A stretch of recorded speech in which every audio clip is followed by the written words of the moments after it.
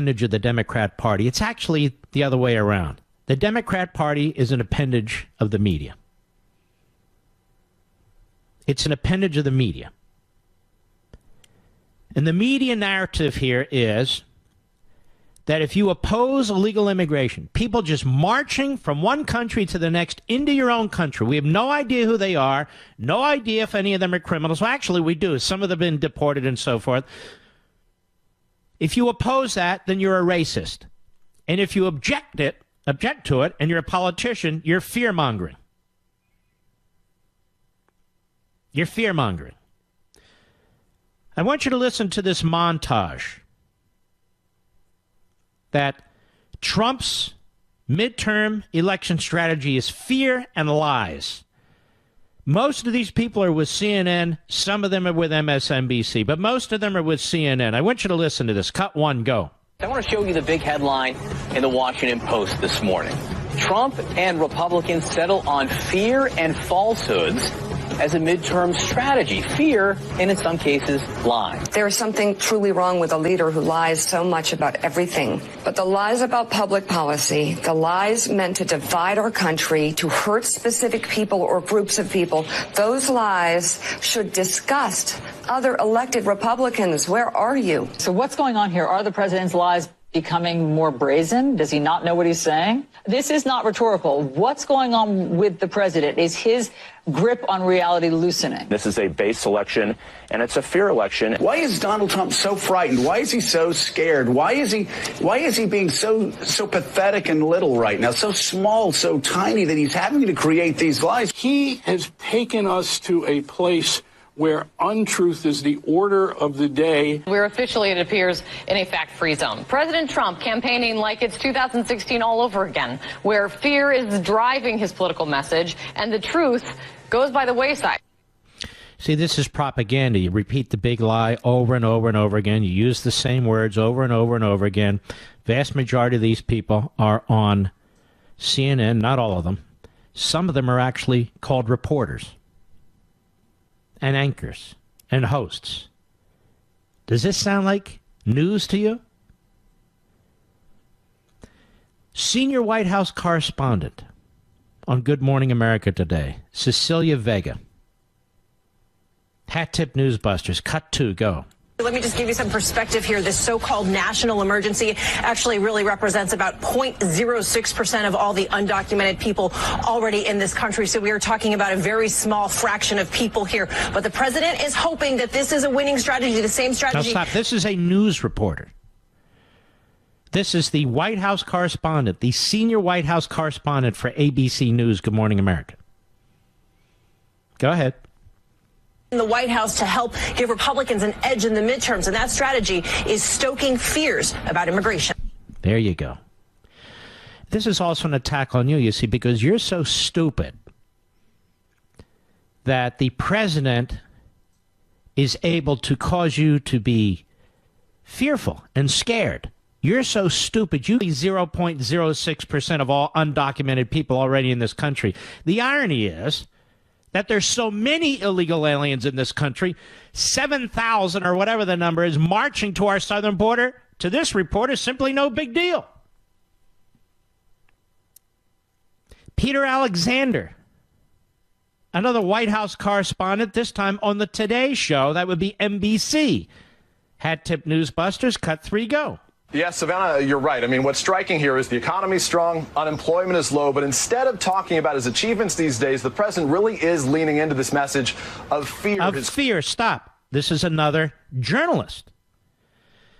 So instead of talking about the economy, which, of course, the media never talk about, instead of talking about the economy, which the media could care less about, the president is stoking. He's leaning into his message of fear. Not law and order, mind you. Of course, it is law and order, but it's fear, you see. Go ahead. Argument focuses on stoking these fears of illegal immigration, MS-13, shadowy Middle Eastern figures. Let's just wait a minute. I happen to live in a community where MS-13 is a huge problem. Maybe these people don't. But MS-13 is a huge and growing problem in a lot of states and metropolitan areas. It's no joke. It's MS-13 that stokes fear, not the President of the United States. Go ahead.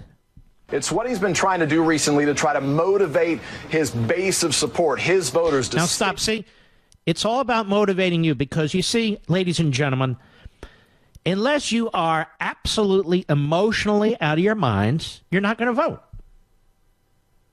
You're not going to vote. And yet, is not immigration a key issue? Is it not an important issue? It may not be an important issue to phony journalists, to phony anchors, to phony hosts, to phony reporters. But it is an important issue to men and women who go to work every day, try to raise their families, and live in communities that are exposed to this. It is to people who break their ass every day, paying their property taxes, and in some states where we have income taxes, most states. And so much of that money goes to individuals who are here illegally. It matters to people who are construction workers.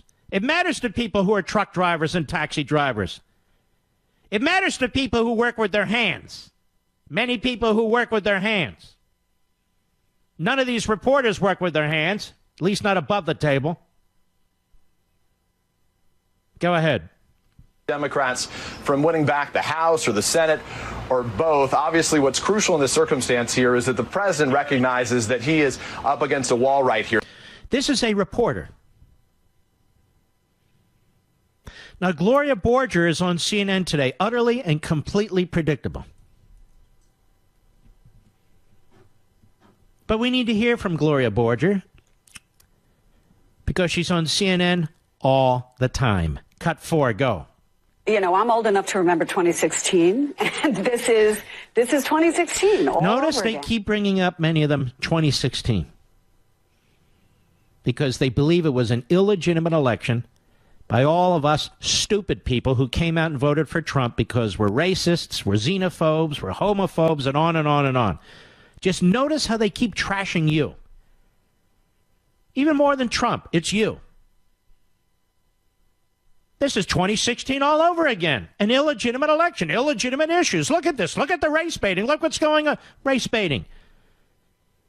You have thousands of people who've told us what they plan to do, marching to our border. They're from Honduras and El Salvador and Guatemala and other countries. There's no race baiting. They're identified.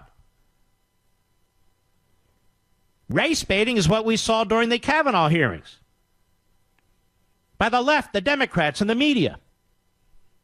Go ahead.